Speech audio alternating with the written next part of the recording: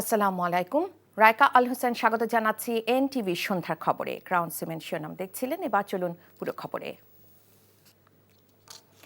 জনগণের সরাসরি ভোটের মাধ্যমে দেশের মানুষ নিজেদের পছন্দের প্রতিনিধি নির্বাচনের সুযোগ পেলে সত্যিকারের প্রতিনিধিত্ব নিশ্চিত হবে, স্থিতিশীলতা বজায় থাকবে দেশে, বাংলাদেশকে কেউ তাবেদার রাষ্ট্র বানাতে পারবে না বলে মন্তব্য করেছেন বিএনপির ভারপ্রাপ্ত চেয়ারম্যান তারেক রহমান। হুঁশিয়ার করেন, সরকারি ভুল সিদ্ধান্তে দেশে ফ্যাসিবাদ ও উগ্রবাদ মাথাচাড়া দিয়ে উঠতে পারে। বিস্তারিত ইফতেখার রেজার রিপোর্টে। আশুলিয়ায় নারকীয় জুলাই শীর্ষক এ প্রতিবাদ সভার আয়োজন করে ঢাকা জেলা বিএনপি। প্রতিবাদ সভায় বিএনপির ভারপ্রাপ্ত চেয়ারম্যান তারেক রহমান বলেন, নির্দিষ্ট কয়েকজন দেশ পরিচালনা করবে, সেজন্য 15 বছরের আন্দোলন ও জুলাই গণ অভ্যুত্থান হয়নি। বলেন, ইনসাফ ভিত্তিক রাষ্ট্র গঠনের জন্য সেদিন রাস্তায় নেমে এসেছিল এদেশের সাধারণ মানুষ। প্রশ্ন রাখেন অন্তর্বর্তী সরকারের বিচক্ষণতা নিয়েও। বলেন, অন্তর্বর্তী সরকারের ভুল সিদ্ধান্তে দেশে ফ্যাসিবাদ ও উগ্রবাদ মাথাচাড়া দিয়ে উঠতে পারে। শত শহীদদের রক্তের বিনিময়, পতিত পলাতক পরাজিত বিতাড়িত ফ্যাসিবাদী অপশক্তি রাষ্ট্র রাজনীতিতে পুনর্বাসিত হওয়ার সুযোগ নিতে ওত পেতে রয়েছে। সরকারের যে কোনো ভুল সিদ্ধান্তে দেশে গণতন্ত্র উত্তরণের যাত্রা পথকে সংকটে ফেলে দিতে পারে। দেশে ফ্যাসিবাদ, উগ্রবাদ, চরমপন্থা মাথাচাড়া দিয়ে উঠতে পারে। কাজেই এই ব্যাপারে আমাদের সকলকে, বিশেষ করে অন্তর্বর্তীকালীন সরকারকে অত্যন্ত সতর্ক থাকতে হবে, থাকা প্রয়োজন। একই সঙ্গে বলেন, দেশে স্থিতিশীলতা থাকলে কেউ তাবেদার রাষ্ট্র বানাতে পারবে না। জনগণকে দুর্বল রেখে রাষ্ট্র রাজনীতি, সরকার কিংবা সংস্কার কোনো কিছুকেই শক্তিশালী এবং টেকসই করা সম্ভব নয়, করা যাবে না। নাগরিকদের রাজনৈতিক ক্ষমতা প্রয়োগ এবং চর্চার মধ্যে দিয়েই রাষ্ট্র রাজনীতি এবং জনগণ শক্তিশালী হয়ে ওঠে। রাষ্ট্রের জনগণ রাজনৈতিক এবং অর্থনৈতিকভাবে শক্তিশালী হয়ে উঠলে ভবিষ্যতে কেউ দেশে ফ্যাসিবাদ কায়েম করতে পারবে না বলে আমরা দৃঢ়ভাবে বিশ্বাস করি। আর দেশকে কেউ তাবেদার রাষ্ট্রেও পরিণত করতে সক্ষম হবে না। তাহলে আলোচনায় রাজনৈতিক দলগুলোর উদ্দেশ্যে বিএনপি মহাসচিব আহ্বান জানান, এমন কোনো কিছু না করতে যাতে গণতন্ত্র ব্যাহত হয় এবং ফ্যাসিস্ট শেখ হাসিনা আবারও দেশে ফেরার সুযোগ পায়। আমাদের ছাত্রদের আত্মত্যাগে, তাদের শহীদের আত্মদানে, আমাদের জনগণের আত্মদানের মধ্য দিয়ে আমরা সেই ভয়াবহ দানবের হাত থেকে মুক্তি পেয়েছি। Iftekhar Reza, NTV news, Ashulia, Dhaka. বিচার ও সংস্কার বাস্তবায়নে নানাভাবে বাধা দেয়া হয়েছে অভিযোগ করে জাতীয় নাগরিক পার্টির আহ্বায়ক নাহিদ ইসলাম বলেছেন, যে কোনো মূল্যে জুলাই সনদ ও ঘোষণাপত্র বাস্তবায়ন করা হবে। নরসিংদীতে জুলাইয়ের পথসভায় তিনি এসব কথা বলেন। ৩রা আগস্ট সবাইকে শহীদ মিনারে আসার আহ্বানও জানান তিনি। বিশ্বজিৎ সাহাকে সাথে নিয়ে রিপোর্ট করেছেন নূর হোসেন। বিচার সংস্কার ও নতুন সংবিধানের দাবিতে জুলাই পদযাত্রার ৩০তম দিনে নরসিংদী জেলায় পদযাত্রা ও পথসভা করেছে জাতীয় নাগরিক পার্টি এনসিপি। নরসিংদীর জেলখানা মোড় থেকে শুরু করে শহরের কয়েক কিলোমিটার সড়কে হেঁটে স্থানীয় বাসিন্দাদের খোঁজখবর নেন জাতীয় নাগরিক পার্টির নেতারা। মোড়ে মোড়ে পদযাত্রায় যোগ দেন জাতীয় নাগরিক পার্টির স্থানীয় নেতাকর্মীরা। পরে নরসিংদীর শহীদ তাহমিদ চত্বরে পথসভায় নাহিদ ইসলাম বলেন, সব ষড়যন্ত্র মোকাবেলা করে জুলাই সনদ ও ঘোষণাপত্র বাস্তবায়ন করা হবে।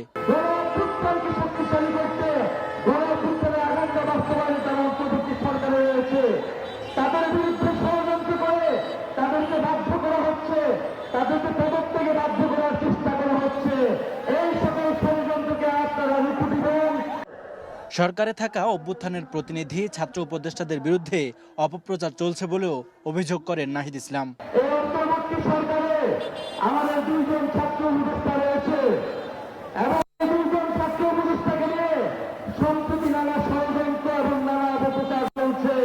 শহীদ পরিবারের পাশে থাকার আশ্বাস দেন তিনি। নূর হোসেন, এনটিভি নিউজ, নরসিংদী। ত্রয়োদশ জাতীয় সংসদ নির্বাচনে ৩৯টি আসনের সীমানা পুনর্নির্ধারণের সিদ্ধান্ত নিয়েছে নির্বাচন কমিশন। আগারগাঁওয়ে নির্বাচন ভবনে কমিশনার আনোয়ারুল ইসলাম সরকার একথা জানান। ভোটার সংখ্যা বিবেচনায় নিয়ে গাজীপুরে একটি আসন বাড়িয়ে বাগেরহাটে একটি কমানোর সিদ্ধান্ত নেওয়া হচ্ছে। নিয়ামুল আজিজ সাদেকের রিপোর্ট। জাতীয় নির্বাচনের আগে সর্বশেষ আদমশুমারি অনুসারে সীমানা পুনর্নির্ধারণ করে থাকে নির্বাচন কমিশন। এবারও নির্বাচন কমিশনের বিশেষজ্ঞদের সমন্বয়ে গঠিত বিশেষায়িত কারিগরি কমিটি সংসদীয় আসনের সীমানা পুনর্নির্ধারণের সুপারিশ জমা দিয়েছে। সে আলোকে ৩০০টি সংসদীয় আসনের মধ্যে ৩৯টি সীমানা পরিবর্তিত হচ্ছে। কমিশনার জানান, সীমানা পুনর্নির্ধারণ আইন ২০২১-এর ৬ উপধারা মতে প্রশাসনিক বিন্যাস সহ ৩টি বিষয় বিবেচনায় নিয়ে তারা এই সিদ্ধান্ত নিয়েছেন। আমরা যে সারা বাংলাদেশে যে ঘরে ঘরে গিয়ে যে ভোটার তালিকা করেছি, সেই ভোটার তালিকার ভিত্তিতে সর্বনিম্ন ভোটার সংখ্যা যে জেলা, সেই জেলাটাকে ওনারা ফিক্স আপ করেছেন। আর বেসিক ক্রাইটেরিয়ার মধ্যে তারা দেখিয়েছেন যে এক আসন বিশিষ্ট জেলা, এক আসন বিশিষ্ট জেলা যেটি, সেটিকে ভাঙার কোনো সুযোগ নাই। এটাকে দুইটা করলে ন্যাশনাল অ্যাভারেজ 4,20,000 চেয়ে অনেক কমে যায়। 2 আসন বিশিষ্ট জেলারও একই অবস্থা, 3 আসন বিশিষ্ট জেলারও একই অবস্থা। গাজীপুরের বিদ্যমান 5টি সংসদীয় আসনের সঙ্গে যুক্ত হয়ে মোট 6টি আসন হবে আগামীর নির্বাচনে। বিপরীতে বাগেরহাটের 4টি আসন থেকে কমে 3টি আসনের সিদ্ধান্ত হয়েছে, কারণ এলাকার ভোটারের গড় অন্য আসনগুলোর চেয়ে কম। সর্বনিম্ন যেটি, এটির আসন কমানোর, আর সর্বোচ্চ যেটি, এটির আসন বাড়ানো, যাতে জাতীয় গড়ের সাথে মোটামুটিভাবে সামঞ্জস্যপূর্ণ হয়। প্রশাসনিক ব্যবস্থা, ভৌগোলিক অখণ্ডতা এবং আদমশুমারি, এই 3টি বিষয়কে গুরুত্ব দিয়ে এই সীমানাটা নির্ধারণ করতে হবে। গড়ে প্রতিটি আসনে ভোটার সংখ্যা হবে 4,20,000। 39টি আসনের মধ্যে পঞ্চগড়, রংপুর, সিরাজগঞ্জ, সাতক্ষীরা, ঢাকা, শরীয়তপুর, নারায়ণগঞ্জ, সিলেট, কুমিল্লা, ব্রাহ্মণবাড়িয়া, নোয়াখালী ও চট্টগ্রাম রয়েছে। Niamul Aziz Sadek, NTV news, Dhaka. কাঙ্ক্ষিত সময়ের মধ্যে স্বল্পোন্নত দেশে উন্নয়নের জন্য প্রয়োজনীয় কার্যক্রম শেষ করার জন্য সংশ্লিষ্টদের নির্দেশ দিয়েছেন অন্তর্বর্তীকালীন সরকারের প্রধান উপদেষ্টা অধ্যাপক মোহাম্মদ ইউনূস। প্রধান উপদেষ্টা তেজগাঁও কার্যালয়ে অনুষ্ঠিত স্বল্পোন্নত দেশ হতে উত্তরণের প্রস্তুতি বিষয়ক উচ্চ পর্যায়ের পর্যালোচনা সভায় তিনি এমন নির্দেশনা দেন। প্রধান উপদেষ্টার সভাপতিত্বে অনুষ্ঠিত এই বৈঠকে সরকারের বেশ কয়েকজন উপদেষ্টা সহ বিভিন্ন সংস্থার প্রধান এই বৈঠকে যোগ দেন। স্বল্পোন্নত দেশে উন্নীত হওয়ার জন্য বাংলাদেশের প্রস্তুতির বিষয়ে বৈঠকে প্রধান উপদেষ্টাকে অবহিত করা হয়। সভায় 16টি সিদ্ধান্তের অগ্রগতির বিষয়ে আলোচনা হয়েছে। এর মধ্যে জাতীয় রাজস্ব বোর্ড 4টি, শিল্প মন্ত্রণালয় 3টি, অর্থনৈতিক সম্পর্ক বিভাগ 2টি, বাণিজ্য মন্ত্রণালয় 3টি এবং প্রধান উপদেষ্টার কার্যালয় 4টি সিদ্ধান্ত বাস্তবায়নে কাজ করছে। স্বল্পোন্নত দেশে উন্নীত হওয়ার ফলে বাংলাদেশকে যেসব চ্যালেঞ্জের সম্মুখীন হতে হবে সেগুলো মোকাবেলা করার যেমন প্রস্তুতি নিতে হবে, তেমনি এর ফলে বাংলাদেশের জন্য নতুন নতুন সুযোগও তৈরি হবে বলে উল্লেখ করেন ডক্টর ইউনূস। পুঁজিবাজারে বন্ড ইস্যুতে প্রতারণার অভিযোগে ক্ষমতাচ্যুত প্রধানমন্ত্রী শেখ হাসিনার উপদেষ্টা সালমান এফ রহমান তার ছেলে আহমেদ শান ফজলুর রহমানকে আজীবন পুঁজিবাজারে অবাঞ্ছিত ঘোষণা করা হয়েছে। পাশাপাশি সালমানকে 100 কোটি ও শানকে 50 কোটি টাকা জরিমানা করা হয়েছে। পুঁজিবাজার নিয়ন্ত্রণ সংস্থা বিএসইসি সভায় তাদের বিরুদ্ধে এসব শাস্তিমূলক সিদ্ধান্ত নেওয়া হয়। সভা পরবর্তী প্রেস বিজ্ঞপ্তিতে জানানো হয়, আইএফআইসি আমার বন্ড নামে বিজ্ঞাপন দিয়ে প্রতারণার মাধ্যমে বিনিয়োগকারীদের কাছ থেকে টাকা উত্তোলন করেন সালমান এফ রহমান। ওই সময় তিনি ব্যাংকটির চেয়ারম্যান ছিলেন। এছাড়া সালমান পুত্র আহমেদ শান ফজলুর রহমান ছিলেন ভাইস চেয়ারম্যান। এই দুজনের বিরুদ্ধে আর্থিক জরিমানা ছাড়াও ব্যাংকের তৎকালীন ব্যবস্থাপনা পরিচালক শাহ আলম সারওয়ারের বিরুদ্ধেও আইনগত ব্যবস্থা নেওয়ার সিদ্ধান্ত নেওয়া হয়েছে। এছাড়া সভায় আইএফআইসি ইনভেস্টমেন্টে তৎকালীন সিইও ইমরান আহমেদকে 5 বছরের জন্য পুঁজিবাজারে সব ধরনের কাজ থেকে নিষিদ্ধ করা হয়।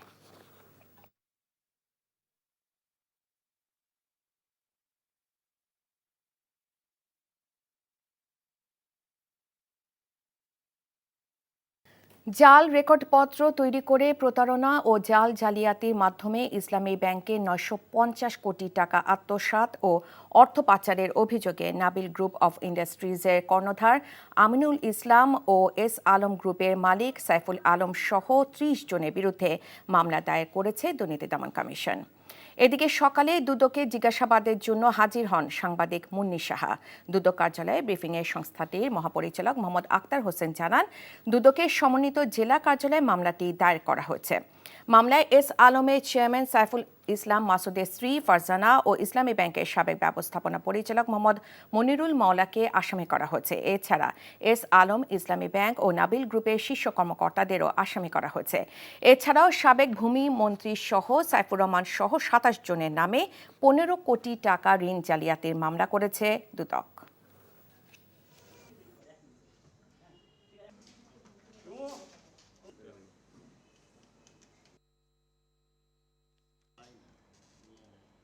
প্রতারণা ও জালিয়াতির মাধ্যমে কোনোরূপ পণ্য ক্রয় বিক্রয় না করে ৯৫০ কোটি টাকার ভুয়া ডিল সংক্রান্ত রেকর্ডপত্র সৃজন করে তা ব্যবহার করত ইন্ডাস্ট্রিজের কর্ণধার জনাব আমিনুল ইসলাম, জনাব মোহাম্মদ শাহ আলম, ব্যবস্থাপনা পরিচালক নাবিল গ্রুপ অফ ইন্ডাস্ট্রিজের বিরুদ্ধে মামলা রুজুর সিদ্ধান্ত গৃহীত হয়েছে। ৩১ জুলাইয়ের মধ্যেই জুলাই সনদ প্রস্তুত করতে চায় কমিশন। তবে নারী প্রতিনিধিত্ব সনদ বাস্তবায়ন প্রক্রিয়া সহ বেশ কিছু বিষয়ে এখনও ঐকমত্যে পৌঁছাতে পারেনি রাজনৈতিক দলগুলো। কমিশনের দ্বিতীয় ধাপের ২২তম দিনে বৈঠকের পর ব্রিফিংয়ে বিএনপি নেতা সালাউদ্দিন আহমেদ জানান, ৫% আসনে প্রার্থী হিসেবে নারীদের মনোনয়ন দিতে একমত বিএনপি। ৫ আগস্টের মধ্যে জুলাই ঘোষণাপত্র না দিলে ফ্যাসিবাদ বিরোধী শক্তি ও জনগণকে সাথে নিয়ে ঘোষণাপত্র প্রকাশ করবে বলে জানিয়েছেন জাতীয় নাগরিক পার্টির সদস্য সচিব আক্তার হোসেন। বলেন, এ ব্যাপারে সরকারকে এক বিন্দু ছাড় নয়। এ সময় জামায়াতে ইসলামীর নায়েবে আমির আব্দুল্লাহ মোহাম্মদ তাহের বলেন, নারীদের আসন ৫০ থেকে ১০০-তে উন্নীত করার ব্যাপারে একমত জামায়াত। তবে ভোট পিআর পদ্ধতিতে করার দাবি জানান তারা। জুলাই সনদের আইনি ভিত্তি দেওয়ার দাবি জানান এনসিপি ও জামায়াতে ইসলামী। ৫ আগস্ট ঘিরে কোনো নিরাপত্তার শঙ্কা নেই বলে জানিয়েছেন স্বরাষ্ট্র উপদেষ্টা অবসরপ্রাপ্ত লেফটেন্যান্ট জেনারেল জাহাঙ্গীর আলম চৌধুরী। আর রাজধানী জুড়ে বিশেষ প্রয়োজনে বিশেষ অভিযান পরিচালিত হচ্ছে বলেও জানান তিনি। দুপুরে সচিবালয়ে এসব বলেন তিনি। রিপোর্ট করছেন রকনউদ্দিন। ২৯ জুলাই থেকে ৮ আগস্ট অর্থাৎ ১১ দিন বিশেষ অভিযান পরিচালনা করছে ঢাকা মেট্রোপলিটন পুলিশ। বুধবার সচিবালয়ে এই অভিযানের কারণ সম্পর্কে সাংবাদিকরা জানতে চান স্বরাষ্ট্র উপদেষ্টার কাছে। এটা পুরা বাংলাদেশের না, এটা ডিএমপির একটা অভিযান। বিভিন্ন সময়ে বিভিন্ন প্রয়োজনে বিভিন্নটা করা হয়। ৫ আগস্ট ধরে কোনো ধরনের কোনো নিরাপত্তার কোনো সমস্যা নেই, সব কিছু আল্লাহ দিলে ভালোভাবে। রংপুরের গঙ্গাচড়ার ঘটনায় দোষীদের আইনের আওতায় আনা হবে বলেও জানান তিনি। আপনারা জানেন, তাদের আমরা সবাই আইনের আওতায়। এর আগে তবলিগ জামাতের দুই পক্ষের সাথে বৈঠক শেষে রংপুরের ঘটনা নিয়ে কথা বলেন ধর্ম উপদেষ্টাও। ধর্ম নিয়ে কটাক্ষ, বক্রোক্তি, ব্যঙ্গোক্তি, এটা আমাদের দেশে বহুকাল যাবৎ এটা ফ্যাশনে পরিণত হয়েছে। এটাকে আমরা নিরুৎসাহিত করি এবং যে কোনো ধর্ম যিনি কটূক্তি করেছেন ওনাকে আইনশৃঙ্খলা বাহিনী ওনাকে গ্রেপ্তার করেছে। এর প্রতিক্রিয়া হিসেবে যে সনাতন ধর্মের সদস্যদের উপর যে হামলা, এটা তো আইন হাতে নেওয়ার মতোই, আমরা এটা চাচ্ছি না। এবং আইনশৃঙ্খলা রক্ষাকারী বাহিনীর পক্ষ থেকে বলা হয়েছে, কেউ যদি স্পেসিফিকলি মামলা করেন ওনারা তখন কারা হামলাকারী তাদেরকে চিহ্নিত করবেন। আর আগামী বছর বিশ্ব ইজতেমা সুষ্ঠুভাবে সম্পন্ন করতে মাওলানা সাদ ও মাওলানা জুবায়ের পন্থীদের সাথে বৈঠকে ৭ সদস্যের কমিটি গঠনের সিদ্ধান্ত হয়। কমিটিতে দুই পক্ষ থেকে ৪ জন আর সরকার থেকে ৩ জন থাকবেন। সমস্যা চিহ্নিত করে সমাধানে কাজ করবে কমিটি। বিশ্ব ইজতেমা ২ ধাপে নাকি ১ ধাপে হবে তাও কমিটি ঠিক করবে বলে জানান ধর্ম উপদেষ্টা। গত বছর একটা হত্যাকাণ্ড সংঘটিত হয়েছে, এরকম পরিস্থিতি যাতে আগামী দিনে না হয়, পুনরাবৃত্তি না ঘটে, এ ব্যাপারে আমরা উভয় পক্ষের সহযোগিতা চেয়েছি। রকনউদ্দিন, এনটিভি নিউজ, ঢাকা। বিচার বিভাগে রাজনৈতিক সরকারের খানিকটা প্রভাব অস্বাভাবিক কিছু নয় বলে মন্তব্য করেছেন আইন উপদেষ্টা আসিফ নজরুল। বিকেলে রাজধানীর বিচার প্রশাসন প্রশিক্ষণ ইনস্টিটিউটে সরকারি অ্যাটর্নি সার্ভিস অধ্যাদেশ ২০২৫-এর খসড়ার ওপর মতবিনিময় সভায় এ মন্তব্য করেন তিনি বলেন, নিম্ন আদালতগুলোতে সরকারি উকিল হয়েও অনেকে টাকা খেয়ে বিরোধী হয়ে কাজ করে। তবে সরকারি অ্যাটর্নি সার্ভিস অধ্যাদেশ ২০২৫-এর মাধ্যমে তা দূর হবে। তিনি বলেন, তত্ত্বাবধায়ক সরকার আইন করলেও পরে রাজনৈতিক সরকার তা বাতিল করে। তাই আইন চূড়ান্তের পূর্বে রাজনৈতিক দলগুলোর সাথে আলোচনা করা হবে। এবারের এই রাষ্ট্র মেরামতের সুযোগ যদি হাতছাড়া হয়, আগামী কয়েক দশকে এই সুযোগ আর আসবে না বলেও মন্তব্য করেন আইন উপদেষ্টা। বাংলাদেশের প্রেক্ষাপটে পিআর বা সংখ্যানুপাতিক নির্বাচন পদ্ধতি এখনই প্রাসঙ্গিক নয়, তবে দেশে যে সংকট ক্রমশ ঘনীভূত হচ্ছে তা থেকে মুক্তির সহজ পথ হবে দ্রুততম সময়ে জাতীয় নির্বাচনের ঘোষণা দেয়া এবং এই সরকারে যেন নিজেদের প্রস্থানকে সহজ করে। রাজধানীতে ডেমোক্রেসি ডায়াসে এক সেমিনারে বক্তারা এসব কথা বলেন। হাসান মাহমুদের রিপোর্ট। গণতান্ত্রিক উত্তরণ, অন্তর্বর্তীকালীন সরকারের মেয়াদ ও সংখ্যানুপাতিক নির্বাচন সহ সমসাময়িক প্রসঙ্গ নিয়ে আয়োজিত এই সেমিনারে উঠে আসে দেশের বর্তমান রাজনীতির নানা প্রসঙ্গ। চলমান নানা তর্ক বিতর্কের মধ্যে দ্রুততম সময়ে জাতীয় নির্বাচনকেই প্রাসঙ্গিক বলছেন বক্তারা। একটি সুষ্ঠু নির্বাচন আয়োজনের সাথে সম্পৃক্ত প্রতিটি বিষয়ে যে সংস্কারগুলো করা প্রয়োজন সেটিকে এগিয়ে নিয়ে যাওয়া কিন্তু ওনাদের মূল ম্যান্ডেট। যদি আপনি মনে করেন আপনার নিয়োগকর্তার পক্ষে আপনি কাজ করবেন, তাহলে সেই সরকার কিন্তু নিষ্ক্রিয় হলো না। এই রকম মনোভাব যদি পরিষ্কার না হয়, তাহলে এইটার ভিতর দিয়ে এই সরকারের সমস্যা হবে। তত্ত্বাবধায়ক সরকার, তাদের প্রত্যেকের একটা নিষ্ক্রমণ পথ ছিল, এক্সিট পলিসি যেটাকে বলে। আপনি লক্ষ্য করে দেখেন, বর্তমানে আমি যে ইম্পাস অবস্থার, অচলাবস্থার কথা বলছি, তার মধ্য থেকে বেরিয়ে আসতে গেলে নির্বাচন ছাড়া আর কোনো উপায় নেই, এবং সেই নির্বাচন হলেই যে সব কিছু ভালো হয়ে যাবে সেটাও কিন্তু ভাবার কারণ নেই। সংখ্যানুপাতিক নির্বাচনের বিভিন্ন ইতিবাচক দিক থাকলেও বাংলাদেশের প্রেক্ষাপটে তা গ্রহণযোগ্য নয় বলে মনে করেন বক্তারা। আমি বলবো যে পিআর সিস্টেম একটা নৈর্ব্যক্তিক একটি ভোটিং প্রক্রিয়া। এইটা বাংলাদেশের মানুষের যে গতি প্রকৃতি, চরিত্র এবং যে সাইকোলজি, তার সঙ্গে কিন্তু কখনো খাপ খাবে না। আপনি মাঠে ময়দানে আন্দোলন করেন, ঠিক আছে, গণতান্ত্রিক অধিকার, কিন্তু সরকারকে ফেলে দেওয়ার জন্য নানা কায়দা করা এটা ঠিক হবে না আবার, কারণ ইট ইজ ইউর গভর্নমেন্ট। বাংলাদেশের পার্সপেক্টিভ আর অন্য দেশের পার্সপেক্টিভ এক না। এই সরকারটা বেশি হওয়াতে প্রথম 2 মাস 2.5 মাস ইউনূস সরকারের যে অবস্থান ছিল, আজকে যে কেউ বলতে পারবে ইউনূস সরকারের অবস্থান তা না। চিকিৎসক, শিক্ষক, সাংবাদিক, প্রকৌশলী, ব্যবসায়ী সহ বিভিন্ন পেশার প্রতিনিধিরা সেমিনারে অংশ নেন। Hasan Mahmud, NTV news, Dhaka.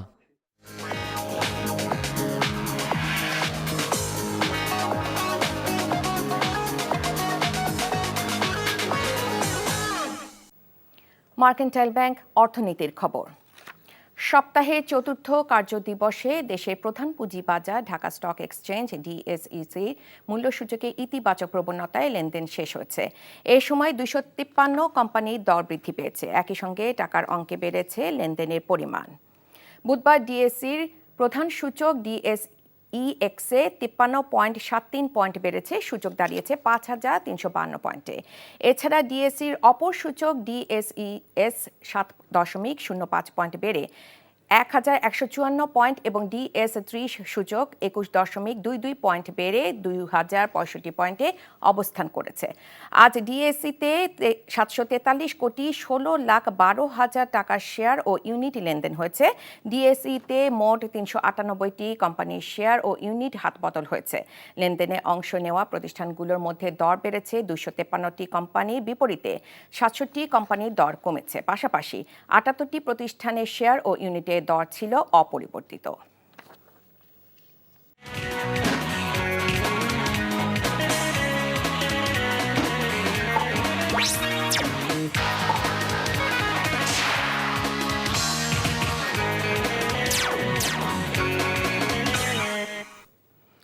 ইস্পাহানি প্রিমিয়ামটি খেলার খবর। ক্রিকেট। এশিয়া কাপের প্রস্তুতির জন্য নেদারল্যান্ডসের বিপক্ষে সিরিজ খেলবে বাংলাদেশ, তবে আনুষ্ঠানিক ঘোষণা আসতে আরও 2-3 দিন অপেক্ষায় থাকতে হবে। এই সিরিজের আগে ক্রিকেটারদের আচরণবিধি নিয়ে কর্মশালা আয়োজন করতে চায় বিসিবি। এনটিভিকে দেয়া সাক্ষাৎকারে এমনটাই জানিয়েছেন মিডিয়া কমিটির চেয়ারম্যান ইফতেখার রহমান মিঠু। মমিনুর রিপনের রিপোর্ট। এশিয়া কাপের আগে আন্তর্জাতিক ম্যাচের শূন্যতা কাটাতে বড় কোনো দল পায়নি বিসিবি। শেষ ভরসা হয়েছিল নেদারল্যান্ডস ও নেপাল। প্রস্তুতিতে অপেক্ষাকৃত শক্ত প্রতিপক্ষ চায় বাংলাদেশ, তাই সামর্থ্য আর অভিজ্ঞতা এগিয়ে থাকায় শেষ পর্যন্ত আইরিশদেরই আমন্ত্রণ জানাবে বিসিবি। আগস্টের শেষ সপ্তাহে মাঠে গড়াবে 3 ম্যাচের টি-20 সিরিজ। আমাদের গ্যাপটা হয়ে গেছে বিকজ অফ ইন্ডিয়া ডেফার করে দিয়েছে ইয়েতে। তো সুতরাং এখানে টেস্ট প্লেইং কান্ট্রি পাওয়া যাচ্ছে না। তো আমরা তখন সেকেন্ড চিন্তা করে দেখলাম যে নেদারল্যান্ড বা নেপাল এরাও তো কম্পিটিটিভ ক্রিকেট খেলছে। তো সুতরাং সেই জন্যে যোগাযোগ করা হয়েছে। আমরা খুব রিসেন্টলি একটা আউটকাম পাবো, হলে আমরা কিছু তাদের সাথে একটা মানে এটা আমাদের জন্য প্র্যাকটিস ম্যাচ হবে। তার আগে ক্রিকেটারদের জন্য আচরণবিধি কর্মশালার আয়োজন করবে বিসিবি। সম্প্রতি পেসার তাসকিন আহমেদের বিরুদ্ধে স্পর্শকাতর বিষয়ে অভিযোগ ওঠার পর ক্রিকেটারদের মানসিক উন্নতির জন্য এই ব্যবস্থা করেছে বোর্ড। এইসব সোশ্যাল ইস্যু, এইসব problem to advise the player, discuss with them and advise the player এটা পরিহার করবে কিভাবে, অ্যান্ড তাদের রেসপন্সিবিলিটি টুয়ার্ডস দ্য সোসাইটি। তো এবার প্রথমবারের মতো এটা অ্যাকচুয়ালি ক্লাসটা নিবে আমিনুল ইসলাম প্রেসিডেন্ট নিজে। এশিয়া কাপের আগে লিটনদের পুরোপুরি প্রস্তুত দেখতে চান এই বোর্ড পরিচালক। Mominur Ripon, NTV news, Dhaka. এই ছিল সন্ধ্যার খবরে। এই খবরের ভিডিও সহ আপডেট জানতে ভিজিট করুন এনটিভি অনলাইন www.ntvbd.com। এছাড়াও এনটিভির জনপ্রিয় সব অনুষ্ঠান ও খবরের আপডেট জানতে ভিজিট করুন আমাদের ইউটিউব ও ভেরিফাইড ফেসবুক পেজ। রাত 10:30 রাতের খবর দেখার আমন্ত্রণ জানিয়ে বিদায় নিচ্ছি। এতক্ষণ সাথে থাকার জন্য সবাইকে ধন্যবাদ।